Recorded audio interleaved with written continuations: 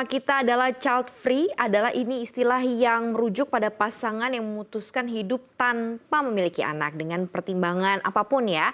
Tapi memiliki anak juga masih menjadi kerinduan ternyata bagi sebagian besar pasangan suami istri.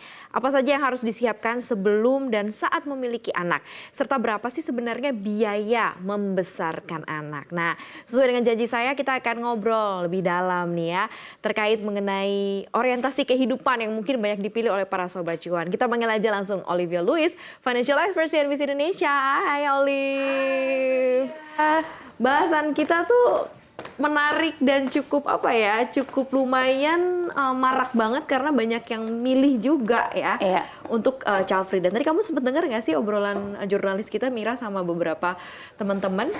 Oke, tadi sih sempat nonton tapi sekilas sih. Sekilas ya. Tapi dapatlah poinnya. Dapatlah ya poinnya. Ada yang memutuskan belum mau sekarang karena berbagai macam pertimbangan ya. Nggak child free tapi belum mau menunda. Yes, ada yang punya pegang prinsipnya adalah 2 anak cukup, bukan banyak anak banyak rezeki ya. Kalau kamu masih relevan nggak sih banyak anak banyak rezeki menurut Olive? Oke, kalau menurut pandangan aku sendiri zaman sekarang itu banyak anak banyak rezeki itu sudah tidak relevan karena berbeda sekali dengan kondisi Indonesia pada zaman dulu ya.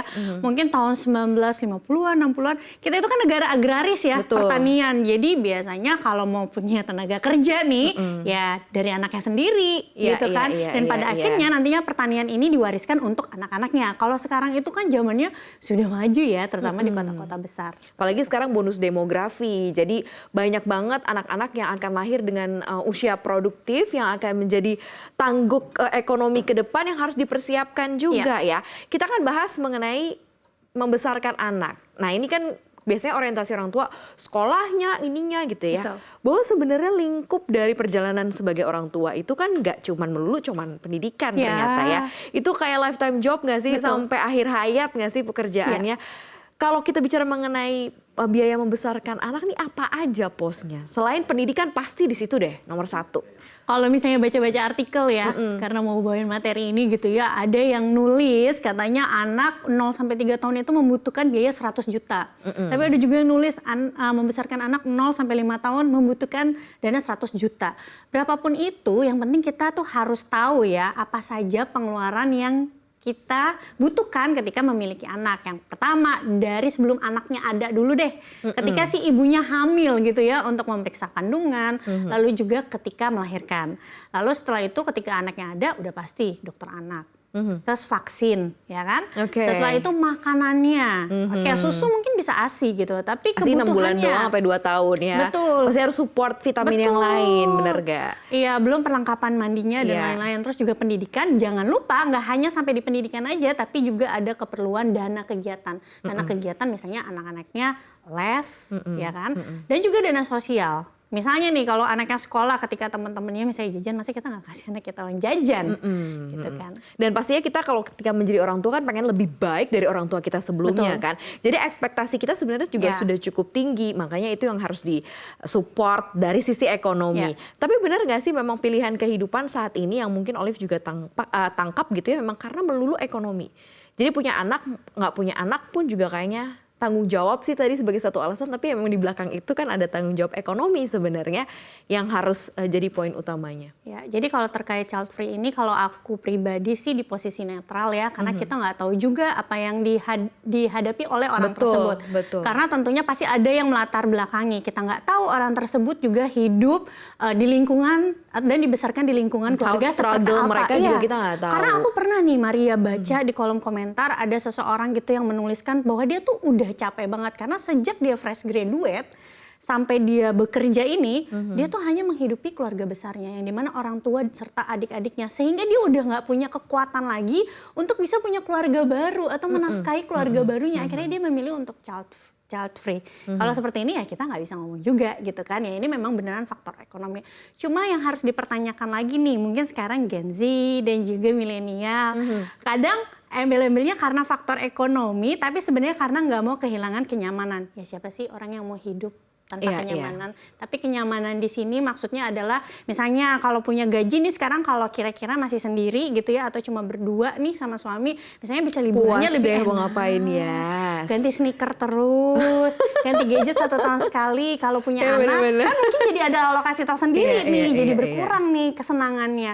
Nah ini deh coba dipikirin lagi. Sebenarnya kalau kita memutuskan punya anak, sebenarnya bisa membantu kita untuk melihat uang secara lebih dewasa harusnya iya, sih ya. iya. Karena kan kita ada orientasi lain gitu ya. Dipakai untuk jadi acuan supaya kita lebih bertanggung jawab dan lebih semangat untuk mengejar rezeki gitu ya. Goals finansial kita sebenarnya. Nah, kalau kita kemudian berbicara mengenai membesarkan anak lagi kan tadi banyak tuh pos-posnya. Bahkan sebagai lifetime job ya, kita sampai ke anak menikah mungkin juga itu harus Betul. disiapkan ya. Bahkan untuk orang tua modern sekarang aja udah ada yang menyiapkan dana untuk diinvestasiin, nanti investasinya dikasih semua nih ke Iya. anaknya, begitu anaknya mungkin 17, 21 tahun. Udah keren banget sebenarnya. Nah, kalau kita berbicara kepada pos yang paling krusial gitu ya, untuk jenjang usia, nih apa aja sih yang harus benar-benar paling early, paling pertama banget disiapin? Oke, kalau yang 0 usia balita kan udah pasti kebutuhan dari gizinya dulu ya. Kalau sekolah, mungkin sekolah kita nggak perlu lah ikut-ikutan tren, misalnya nyukalin anak dari umur 1 tahun. Itu nggak terlalu matters kok, yang penting Atau sekolah yang memang harus ini, harus Iya, itu ya. betul. Kadang orang tuanya juga sih yang Iya. memang mempush itu, benar Iya, nggak sih? iya, Kita iya, sebagai iya, orang iya, tua iya.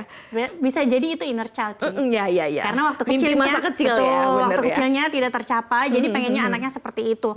Tapi harus dicek-cek lagi, harus sesuai kan sama kemampuan. Nah kalau usia balita udah pasti paling penting ya kebutuhannya dulu tentang kesehatan. Yang pertama udah pasti vaksinasi ya. Vaksin itu termasuk yang penting. Yes. Tapi sebenarnya para orang tua tidak perlu khawatir, untuk vaksin itu pemerintah kan menetapkan 5 vaksin dasar. Yang dimana ini sebenarnya bisa loh di cover sama BPJS. Betul. Iya kan? Jadi kalau misalnya Sobat Cuan di rumah punya BPJS, bisa anaknya nih nanti lahir untuk mengcover 5 vaksin ini seperti BCG, DTP, Ya. terus juga hepatitis dan Polio, lain-lain. ya. Ya. Nah selanjutnya apa ya? Dokter gitu, dokter anak. Kalau misalnya punya BPJS, kalau misalnya anaknya sampai kenapa-napa sakit pun bisa juga di cover. Paling yang kita bisa fokusin banget adalah dari gizi si anak, karena hidup layak berdasarkan kita sama berdasarkan pemerintah itu beda. Mungkin kita kalau punya anak, mungkin ya ada orang yang ya udah yang penting bisa makan, tapi bisa makannya apa dulu, sedangkan standarnya pemerintah mungkin bisa makan itu 4 sehat 5 sempurna, seperti itu. Mungkin kalau standar kita beda lagi ya, mungkin dagingnya pemerintah sama dagingnya yang kita Iya. punya mungkin ada Iya. harus A5 gitu kan, itu beda, itu tergantung dari orientasi kehidupan si Betul. orang tuanya. Nah sebenarnya banyak banget pilihan kan Liv, tapi kok kadang enggan ya maksudnya orang tua untuk memilih yang biasa-biasa aja gitu buat anaknya. Nah dengan adanya pilihan ini seperti apa sih sebenarnya kita berkaca dengan income yang kita punya? Berarti orang tuanya juga harus punya cerminan diri juga Betul. nih. Kita mau kasih yang terbaik, tapi kalau belum mampu nah harus gimana nih mix and match dengan kebutuhan atau dengan kemampuan kita sekarang. Itu kenapa pentingnya berdiskusi ya sama calon pasangan atau pasangan nih ketika awal menikah. Sebenarnya kita ini menikah goalsnya apa sih? Mau punya anak berapa sih? Itu dulu tuh diomongin, mau punya anak 1 kah atau anak 2 kah? Karena nanti biayanya pasti akan berbeda.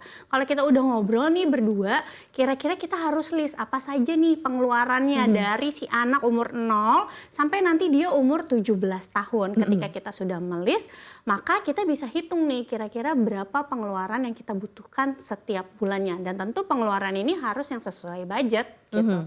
Harus lihat juga ya, refleksiin kantong juga. Jangan lupa atur juga strategi. Misalnya ya, ngobrol ini berdua sama pasangan. Nanti kalau misalnya punya anak, kira-kira siapa yang paling berkontribusi terhadap anggaran untuk anak? Misalnya kalau suaminya yang bekerja, berarti suami yang bertanggung jawab sepenuhnya, baik itu pengeluaran untuk misalnya vaksin, sekolah, dana kegiatan dan lain-lain. Tapi kalau suami istri bekerja gimana? Oh ya udah bisa loh, misalnya atur suami bertanggung jawab bagian yang pokok, misalnya makanan anak, vitamin, pendidikan. Si istri bagian yang misalnya uang kegiatan. Kalau anak misalnya nanti pengen les musik atau les bahasa, ya, atau misalnya main ke playground. Seperti itu. Berarti bisa dibicarakan meskipun anaknya belum ada gitu ya, tapi memang membicarakan hal-hal yang merupakan rencana bersama tuh paling penting ya. Karena akan sangat ketinggalan banget gitu ya, bukan terlambat tapi ketinggalan banget kalau nanti anaknya keteteran. benar, kalau anaknya udah lahir kemudian kebutuhannya ternyata udah numpuk Iya. gitu ya. Nah kalau terkait faktor pendukung misalnya ketika kita punya anak misalnya nih asuransi gitu ya, harus disegerakan nggak sih Liv misalnya? Terus kemudian uang dana pendidikan harus langsung disingkirin nggak sih dari mulai anaknya brojol gitu, atau mungkin dari ketahuan hamil langsung deh disiapin? Karena kan kalau 1000 hari pertama tuh memang kesehatan faktor yang Iya, paling utama karena ya. golden age ya. Golden age dan paling riskan kan, kadang-kadang pilek, batuk paling cepet gitu ya. Takutnya Dan stunting juga. betul. Nah ini gimana tuh Liv? Oke, jadi apa sih kalau misalnya kita udah penuhin nih gizinya, apakah asuransinya atau dana pendidikannya dulu? Nah, di sini aku mau kasih pencerahan mungkin untuk Sobat Cuan, perbedaan kita menyiapkan dana pendidikan dan juga asuransi pendidikan, supaya tidak rancu ya. Jadi asuransi pendidikan itu sangat berbeda dengan anggaran dana pendidikan yang kita siapkan. Oke. Kalau kita ngomonginnya nih tentang, saya mau anak saya nanti masuk kuliah di Universitas A. Oke, butuh dananya sampai selesai kuliah misalnya 150 juta misalnya. Jadi 17 tahun lagi dana tersebut harus keluar. Maka jangan buka asuransi pendidikan. Tapi berinvestasilah atau menabunglah untuk dana pendidikan anak, misalnya di rekening atau instrumen investasi gitu ya. Tapi ada hal yang tidak bisa dicapai ketika kita menyiapkan dana pendidikan anak, tapi bisa di-cover oleh asuransi pendidikan. Apa itu? Yaitu ketika terjadi resiko kehidupan. Ya. Ya, jadi asuransi pendidikan ini sifatnya itu untuk memitigasi resiko. Misalnya ada sebuah keluarga yang bekerja hanya si ayah nih, si ibu rumah tangga. Ketika kita menyiapkan dana pendidikan, tentunya dana pendidikan itu kan nggak mungkin cuma dilakukan dalam satu malam ya, Betul. berbulan-bulan, bertahun-tahun, Betul. apalagi untuk biaya kuliah 15 tahun, 17 tahun. Di tahun kelima, tiba-tiba si anak nih, si ayah pencari nafkah terkena resiko kehidupan, misalnya umur pendek. Anak ini tetap butuh kan dana Ya, pendidikan iya. berjalan. Katakanlah setiap bulan udah berjalan 500.000 per bulan selama 5 tahun. Maka gimana kalau ayahnya umur pendek, nggak ada income, otomatis dana pendidikannya bisa terhenti nih. Ya, betul. Nah, inilah fungsi dari asuransi pendidikan, di mana nanti keluar uang pertanggungan. Sebenarnya asuransi pendidikan itu lebih ke asuransi jiwa. Benar. Berapa besar UP-nya ya tergantung kesepakatan bersama ketika pembuatan polis, seperti Betul. itu. Ini yang suka pada salah Iya. kaprah atau nggak paham gitu Iya. ya fungsi dari instrumennya. Jadi kalau asuransi pendidikan memang memproteksi lebih ke kehidupan Iya. si pencari nafkah Iya. atau si kepala keluarga atau si tulang punggung keluarga, supaya kalau terjadi apa-apa nih kapalnya nggak Iya. goyang dan masih terus Anaknya berjalan bisa ya. tetap kuliah. Benar. Nah,